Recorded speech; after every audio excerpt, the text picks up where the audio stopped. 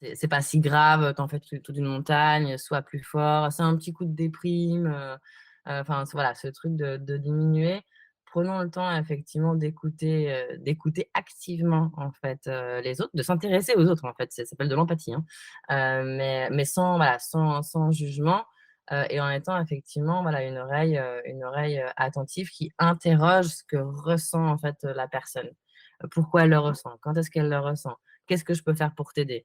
Ce genre de choses plutôt que, voilà, des jugements ou des injonctions, culpabilisantes. Hello et bienvenue sur Parole de bipolaire, le lieu d'échange autour de la bipolarité. Aujourd'hui, on a la chance d'avoir Christelle parmi nous et on va parler de sensibilisation. Est-ce que tu peux te présenter, Christelle? Salut Clément, salut tout le monde. Alors moi je suis Christelle, la fondatrice d'un média qui tente de dédramatiser et démocratiser la santé mentale, plutôt pour les 18-35, parce que entre le choix des sujets, des exemples et des médiums, c'est plutôt voilà, cette tranche d'âge-là que ça s'adresse, mais en vrai c'est ouvert à toutes et tous, hein.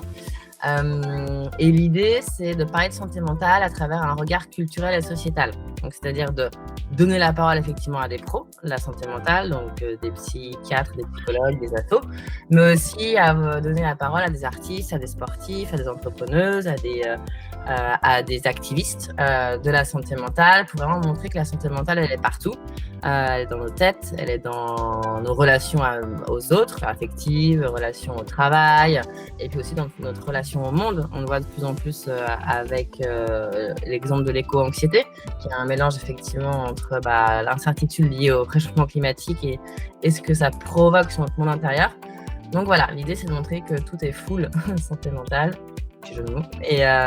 Et du coup on le fait via une newsletter qui paraît toutes les semaines, presque toutes les semaines.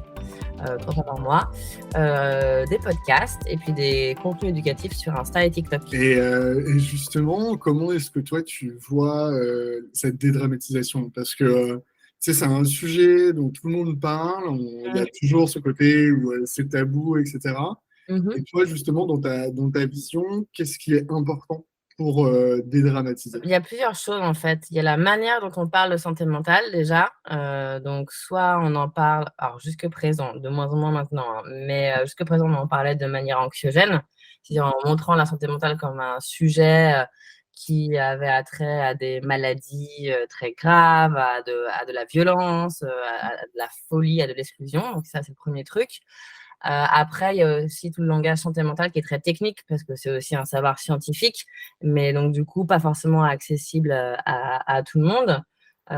Et puis après, il y a ce truc aussi de montrer que la santé mentale a pendant longtemps été considérée comme un sujet de seconde zone parce que impalpable, parce que intangible, et donc du coup aussi parce qu'un peu superficiel.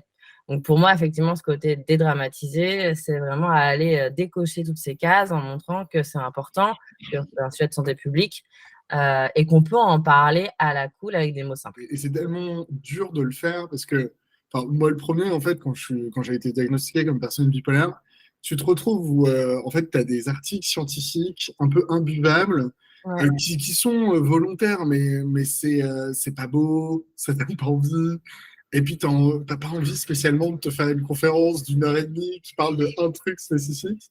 Et comment tu fais justement pour vulgariser, enfin, à ton avis, parce que tu me parles de Instagram et TikTok, je suis très curieux parce que je connais assez peu. Et comment tu fais sur ces médias-là, justement? Comment je fais déjà dans ma manière de travailler, c'est que moi, pour le coup, je lis hein, tous ces rapports scientifiques, un peu imbitables, etc. Et moi, mon taf de journaliste, c'est d'aller effectivement le synthétiser avec des mots qui sont accessibles sans dénaturer le propos scientifique derrière. Donc, du coup, ça veut dire lire plusieurs types de revues, croiser les infos, beaucoup parler aussi avec des pros hein, de la santé mentale parce que c'est quand même eux qui en premier en parlent le mieux et c'est dans nos discussions effectivement que j'arrive le mieux à décrypter les infos. Donc ça, c'est sur la façon de travailler. Et après, sur Instagram et TikTok, en fait, nous, ce qu'on fait, c'est qu'il y a, déjà, il y a beaucoup de contenu éducatif qui se présente sous forme de carrousel. Donc, c'est-à-dire qu'on prend le temps de présenter les choses. Et après, c'est des contenus qui sont très incarnés pour TikTok. Donc, ça veut dire hosté par une personne qui prend la parole. C'est Jade chez nous qui le fait, qui se réapproprie bien sûr les codes de TikTok, mais voilà, qui va effectivement traduire finalement ces contenus longs en contenu engageant sur TikTok. Donc, ça veut dire de la vidéo, des carousels, pas mal de définitions aussi, tout simplement, hein, en post sur Insta, pour reposer les bases, et puis pas mal d'extraits d'interviews que moi je fais en podcast, des extraits vidéo des interviews qu'on remonte en Reels sur Insta. Ouais, non, c'est assez multiple. Et il y a un truc dont tu as parlé, c'est la terminologie. Et moi, c'est un sujet qui me tient de plus en plus à cœur parce que je prends par exemple la bipolarité. Par exemple, moi, j'essaie d'utiliser le terme la bipolarité. J'essaie d'éviter d'utiliser le terme le trouble bipolaire. Ouais. Il y a le côté, parce que, en fait, on parle déjà de trouble. Et Mmh. en fait, je trouve, bah, je suis curieux d'avoir ton avis, mais en fait, dans la santé mentale, il y a beaucoup de termes qui sont hyper négatifs. Quand tu es bipolaire comme je peux l'être, tu vas avoir potentiellement, tu vas faire des demandes pour devenir travailleur handicapé. Et donc, le terme handicap est mal connoté. Mmh. Demander une pension d'invalidité parce que tu Mmh. es invalide. Et même le terme d'invalidité, je sais pas, c'est hyper négatif. Tu as l'impression que tu peux pas faire quelque chose. On va te dire, et c'est un peu le côté tu es malade. Alors, je dis pas qu'on n'est pas malade, mais tu sais, tout est assez négatif. Un peu pour dire, alors qu'on pourrait très bien dire, bon, bah, tu es différent, Mmh. tu es neuroatypique, qui sont des mots qui sont pas négatifs. Et je suis curieux d'avoir ton avis de pourquoi est-ce que c'est fait comme ça et qu'est-ce qu'on peut faire justement. Enfin, qu'est-ce que tu en penses déjà? Bah, j'en pense qu'effectivement, dans l'usage de certains mots, ça dénote aussi que les personnes qui sont atteintes, qui ont des troubles psychiques, des troubles de la santé mentale ou atteintes de problématiques de santé mentale, en fait, on considère qu'il leur manque quelque chose, qu'elles sont pas aptes à faire quelque chose. La notion d'invalidité, effectivement, dont tu parles, c'est comme si on n'était pas validé, on n'était pas valide, en fait, pour la norme sociale qui est considérée comme étant, la bonne. Donc ouais, il y a ce côté effectivement de manquer quelque chose, de manquer de rationalité, de manquer de force physique, de manquer de stabilité émotionnelle. Et donc du coup, oui, ça réduit la personne. Et il y a aussi une deuxième chose qui est de réduire une personne à son trouble aussi. Et ça, c'est un vrai problème parce que typiquement, il ne serait quand même pas admis de dire sur une maladie physique, prenons le cancer, on n'appelle pas les gens les cancéreux. C'est quand même sacrément tendu de faire ça. Mais par contre, pour les personnes qui ont des problématiques de santé mentale, il y a pas de souci de dire le bipolaire. Il y a pas de souci de dire le ou la schizophrène. Et donc voilà, on a tendance à ce qu'on appelle essentialiser, les personnes, qui sont atteintes de troubles de la santé mentale derrière uniquement leur trouble, alors qu'elles sont bien plus que ça. Et donc du coup, ouais, je pense que voilà, c'est ces 2 éléments, voilà, où on les considère comme il leur manque quelque chose, qu'elles ne sont pas insérables socialement dans la société, et aussi donc du coup on les réduit à leur maladie. Et c'est super dur, hein. Enfin, moi, le premier, j'ai tendance à le faire pour moi-même, Mmh. hein. Et alors que, oui, bah, enfin, j'ai une vie, quoi. Je suis une personne. Et non, mais c'est intéressant. Mais c'est pas simple. C'est un peu comme si on nous avait ancré quelque chose dans le cerveau et qu'il fallait un peu déconstruire ça. C'est ça. Je me pose la question d'ailleurs de l'imagerie qu'on a dans la santé mentale. Mmh. Moi, c'est des films, tu vois. Je pense toujours à Vol au-dessus d'un nid de coucou, je sais pas si tu vois. Bah, oui, oui, bien sûr. Oui, Et, oui. et ça m'a marqué, je me rappelle, quand j'étais petit, et tu sais, le côté asile, ou même tu prends des films, je sais pas, Shutter Island, Mmh et mh. DiCaprio se retrouve dans une île où c'est enfin, des personnes qui ont été emprisonnées parce qu'ils ont une maladie psychique, quoi. Ah Et, oui. euh, et toi, tu vois un peu des initiatives ou même des choses pour déconstruire ça, parce que c'est pas facile vu que c'est assez ancré. Bah, c'est vrai que c'est le début, et puis voilà, la santé mentale, a été et encore en vrai un sujet tabou. Nous, on a l'impression que ça l'est de moins en moins parce qu'on est dans un peu notre microcosme de l'activisme de la santé mentale, mais enfin, en réalité, c'est quand même encore un sujet tabou, surtout en France. C'est sûr que, le covid a mis un coup de projecteur sur le sujet. Après, oui, moi, je trouve il commence à y avoir quand même une évolution dans la mesure où on voit quand même, de plus en plus, bah, déjà de séries, en fait, qui parlent de santé mentale sans forcément, être, un sujet tabou. Il y a Mental, typiquement, qui le fait sur, France Télévisions. Il y a plein d'autres séries anglo-saxonnes, également, et qui se servent limite de ce côté un peu de l'entertainment, pardon, pour en faire voilà, une scène éducative, ce qu'on appelle l'edutainment. Mais et donc, ouais, il y a une évolution par rapport à ça. Il y a quand même de plus en plus d'artistes et sportifs qui prennent la parole dessus, à ce sujet, y compris des hommes aussi en France. Je dis ça parce qu'en fait, le sujet de la santé mentale est tabou pour tout le monde, mais encore plus pour les hommes. Ouais. Et d'autant plus pour les hommes qui se considèrent hétéros. Et du coup, il y a une évolution. Après, il peut y avoir aussi un risque où pour le moment, on n'est qu'à la première phase, c'est-à-dire à la phase de libération de la parole. Donc là, ça part un peu dans tous les sens et je pense qu'on a besoin de ça. Mais il va falloir quand même passer à la phase numéro 2, qui est en fait la formation, l'éducation à l'écoute sur la santé mentale. Mais bon, ça, c'est comme tout mouvement voilà, social émancipateur. On a la même chose avec MeToo. Il y a un moment où la parole est libérée. Ça ne veut pas dire que tous les problèmes sont réglés, parce qu'après, il faut éduquer. Mais voilà, en tout cas, on en a encore sur la phase 1, je pense, par rapport à la santé mentale. Non, mais je suis assez d'accord avec toi et je suis curieux d'avoir ton avis de pourquoi, justement, encore plus chez les hommes hétéros, c'est encore plus tabou, c'est encore plus difficile. Bah, parce que la santé mentale, ça a trait à la vulnérabilité. Quand on parle de santé mentale, ça veut dire évoquer, mettre des mots, sur des émotions, sur une sensibilité. Ça veut dire accepter effectivement voilà, de la vulnérabilité, des moments où ça va moins bien. Que je pense qu'il y a encore beaucoup dans notre société, malheureusement, le mythe de la virilité. Mais virilité, effectivement, dans le sens toxique du sens, quoi. Et donc, du coup, les hommes hétéros n'ont pas voix au chapitre sur voilà, exprimer leur vulnérabilité.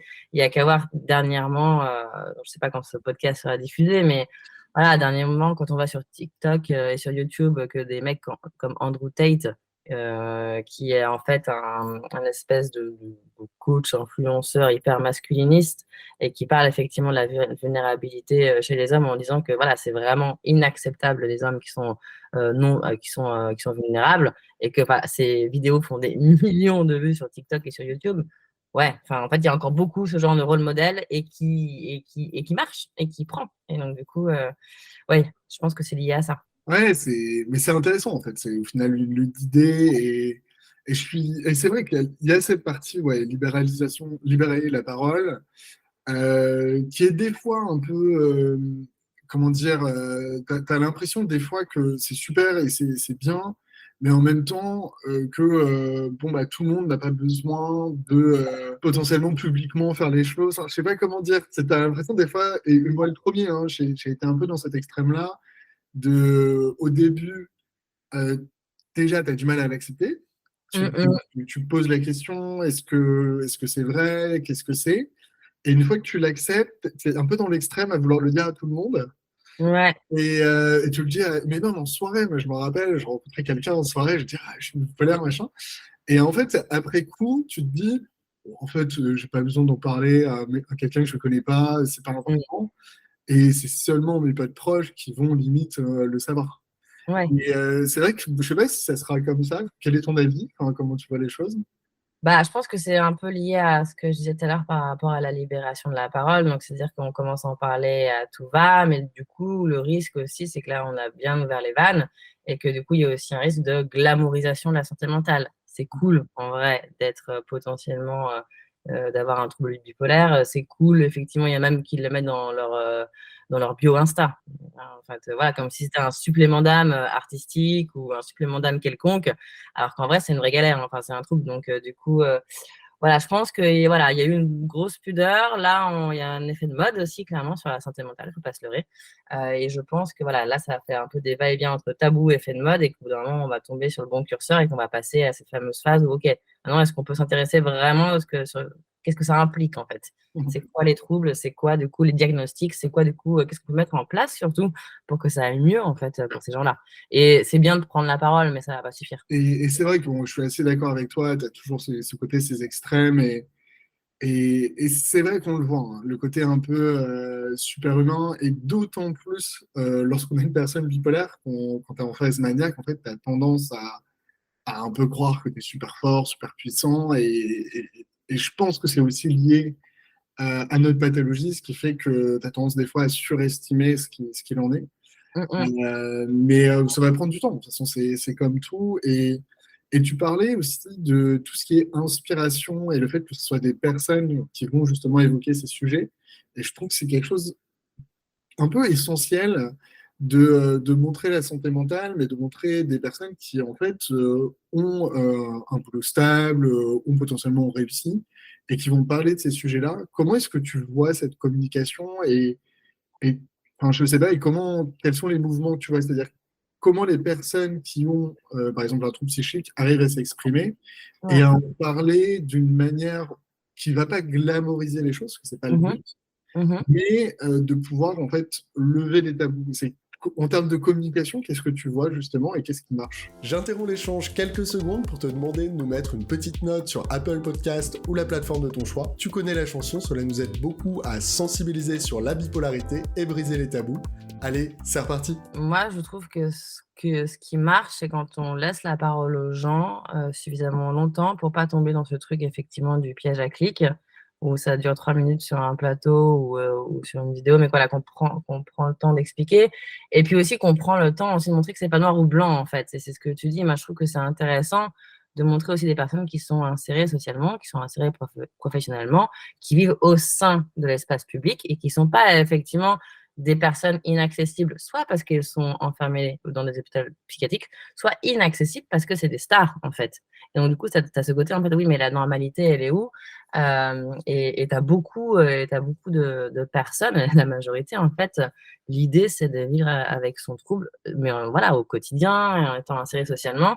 Et moi, je suis plutôt, effectivement, enfin, partie prenante de se rétablir grâce au collectif, se rétablir dans l'espace public, se rétablir effectivement dans des processus d'inclusion.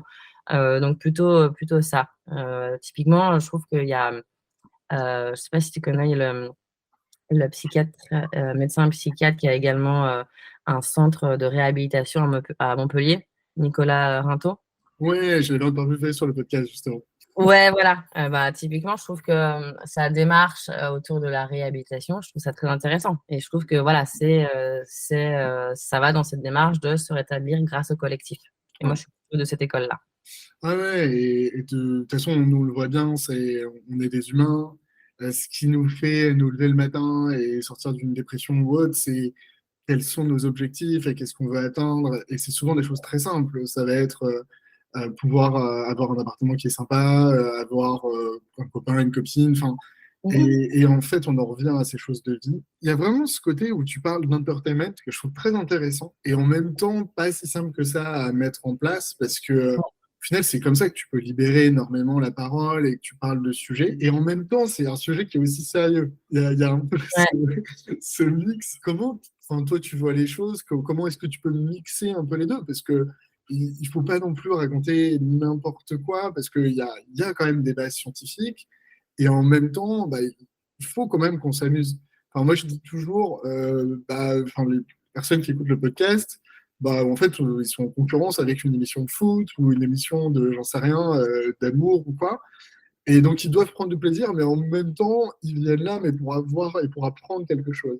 Comment est-ce que toi, tu arrives à mixer un peu les deux? Et enfin, je suis curieux d'avoir ton avis, de voir comment ça se passe. Bah, moi, c'est par rapport à l'angle sociétal dont je parlais en intro. C'est en fait de parler de santé mentale par le prisme de plein de choses. D'en parler par le prisme, certes, scientifique, mais aussi de la littérature, des séries, du sport, de la musique, de l'entrepreneuriat. En fait, pour que les gens s'y intéressent, moi, je pars aussi de leur centre d'intérêt.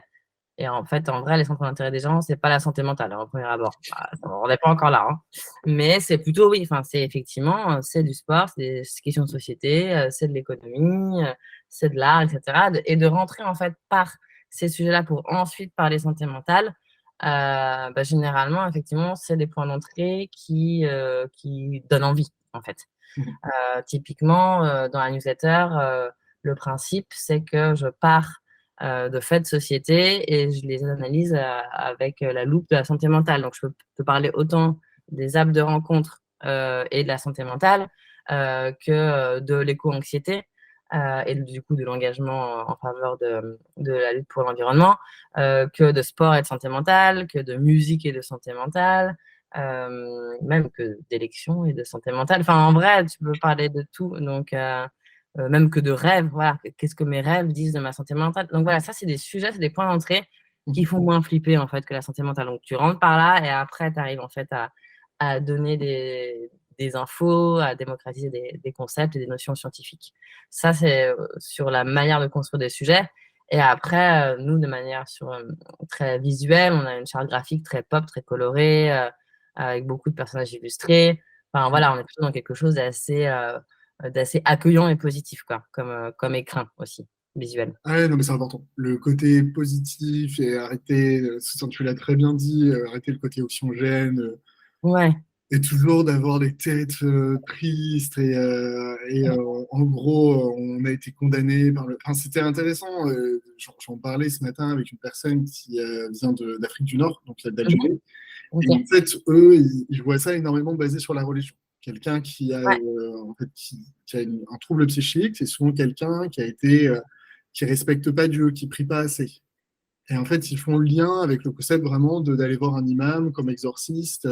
Et c'est intéressant, hein, de voir un petit peu le lien qui peut être fait et de voir les interprétations qu'on peut avoir, même si je sors un peu du sujet, mais de lier la santé mentale, en tout cas, avec un sujet qui est plus inspirant, en fait, à côté. Donc, sport, la musique, etc., pour en faire quelque chose de divertissement. Euh, on n'en a pas du tout parlé, mais alors, les gens en parlent un petit peu plus sur les réseaux sociaux. Maintenant, en parler avec ses proches, c'est autre chose. ouais. Et c'est pas du tout la même chose. J'ai l'impression d'ailleurs que tu as des personnes qui vont publiquement un petit peu tout dire sur les réseaux sociaux, mais ils vont pas spécialement avoir la même conversation pendant 2 heures avec leurs potes. Mhm. Et qui est Ouais. en fait encore un autre sujet, parce que c'est pas libérer la parole de manière publique, mais c'est beaucoup plus intime. Quels sont les conseils que tu donnerais par rapport à ça et qu'est-ce que tu vois qui est fait? Déjà, je pense que c'est plus simple de parler peut-être sur les réseaux sociaux parce qu'en vrai, tu as une vraie fausse proximité avec les gens. C'est pas des proches, en fait, à qui tu t'adresses. C'est effectivement à une caisse de résonance qui va te permettre d'éventuellement de créer des liens de solidarité avec des gens que tu ne connais pas en vrai et qui ne te connaissent pas en vrai. Je pense que c'est beaucoup plus compliqué de le faire au sein des proches parce que il y a encore ce truc on ne sait pas quelles vont être les réactions des gens parce qu'en vrai, on n'est pas encore super formé sur l'écoute de ces sujets-là. Il peut y avoir plein de clichés encore. Et puis il y avoir, je pense, des phrases blessantes aussi. Je pense qu'on a peur de s'entendre dire ça. Et après, en termes de conseils, effectivement, quand une personne vous parle de ces problématiques de santé mentale, enfin, ne diminuez pas ça, en fait. Ne le diminuez pas. Évitons les phrases du type ah, ça va aller mieux. C'est pas si grave, t'en fais toute une montagne, sois plus fort, c'est un petit coup de déprime. Enfin, voilà, ce truc de diminuer. Prenons le temps effectivement d'écouter activement en fait les autres, de s'intéresser aux autres en fait. Ça s'appelle de l'empathie, hein. Mais sans, voilà, sans jugement et en étant effectivement voilà, une oreille attentive qui interroge ce que ressent en fait la personne. Pourquoi elle le ressent? Quand est-ce qu'elle le ressent? Qu'est-ce que je peux faire pour t'aider?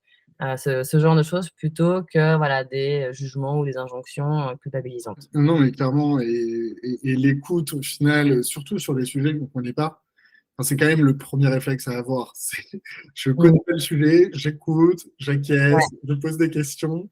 Mais c'est des réflexes qui sont tellement humains et tellement classiques, mais qu'on a tendance un peu à oublier parfois. ouais, Mais tu as raison, il faut les répéter. Et je suis curieux aussi de savoir, parce que j'ai l'impression qu'il y a un truc qui est très générationnel aussi, ouais. notamment sur les troubles psychiques, entre Mhm. notre génération et la génération de nos parents. Et comment tu expliques qu'il y a un fossé aussi important, notamment dans la relation et le fait d'en parler enfin, parce que j'ai l'impression qu'il y a un fossé énorme, en fait. Oui, c'est générationnel et parce que déjà même avant le Covid, moi au début où j'ai commencé à bosser sur Musaïm avant de le lancer, il y avait déjà avant la pandémie, donc avant le premier confinement, il y avait déjà des chiffres qui disaient que 64% des 20-25 avaient envie de parler de santé mentale, que c'était un sujet de société de première importance pour eux, mais seulement 7% osaient le faire. Pourquoi? Parce qu'il n'y avait pas l'écrin, effectivement, possible, médiatique, personnel, juste pour évoquer le terme, ne serait-ce que pour évoquer le terme. Parce que déjà, début 2020, le terme santé mentale était quand même beaucoup moins connu et reconnu que maintenant. Moi, je me souviens au tout début de Musae, quand j'expliquais que je voulais lancer un média sur la santé mentale, on me disait « Ah ouais, bah c'est super, par contre, tu veux pas changer de nom? C'est-à-dire plutôt bien-être, en fait, mental. » Je dis « Bah non, en fait, on parle de santé. Donc, pas appeler ça bien-être, c'est deux choses différentes. » Mais voilà, ça posait effectivement beaucoup plus de problèmes que maintenant. Et après, je pense que c'est générationnel par rapport à cette question de la vulnérabilité.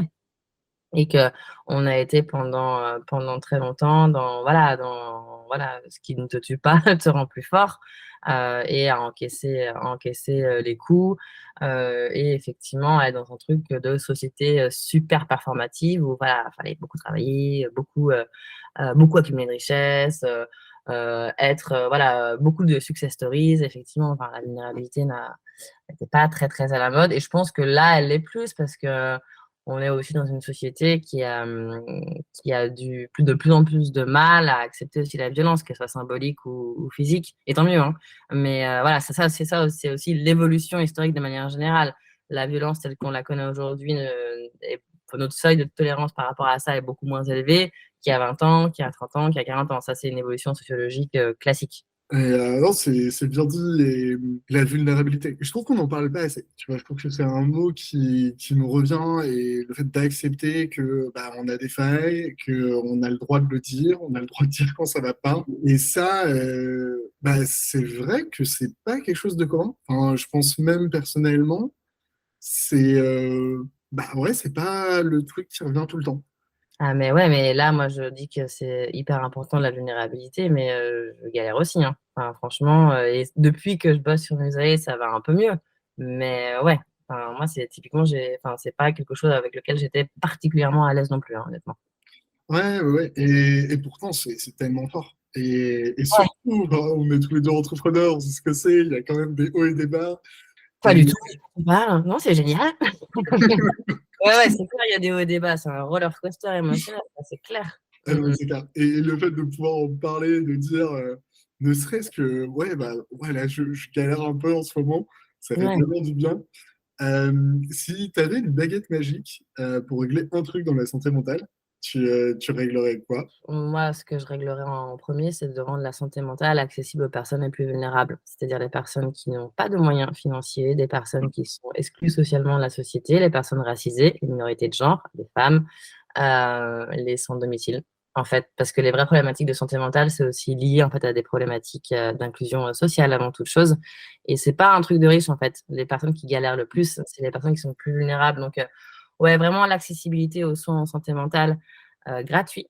Ce serait vraiment effectivement mon coup de baguette magique que j'aimerais beaucoup avoir, quoi. Franchement, hyper intéressant, Christelle. Je pense qu'on fera un back-to-back. C'était court, mais c'était nickel chrome. J'ai beaucoup aimé la spontanéité. Oui, parce que pour info, en fait, je ne savais pas qu'on faisait un podcast aujourd'hui, et donc du coup, c'était comme ça, en live. Non, non, trop bien. Et mais à une prochaine, et je te laisse le mot de la fin. Le mot de la fin, gardez la pêche. Salut Clément, salut tout le monde. Pour trouver toutes les informations autour de la bipolarité, je vous donne rendez-vous sur notre site internet hopstage.com, hopestage.com, et je vous dis à très bientôt.